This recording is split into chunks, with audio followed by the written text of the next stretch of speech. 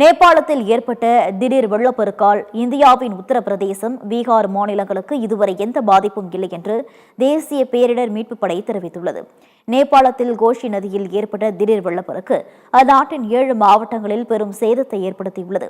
இதில் நேபாளத்திற்கு சுற்றுலா சென்றவர்கள் உட்பட 400க்கும் மேற்பட்டோர் உயிரிழந்துள்ளனர். இந்த வெள்ளப்பெருக்கால் இந்தியாவின் உத்தரப்பிரதேசம், பீகாருக்கு பாதிப்பு ஏற்படலாம் என்று கூறப்பட்டது.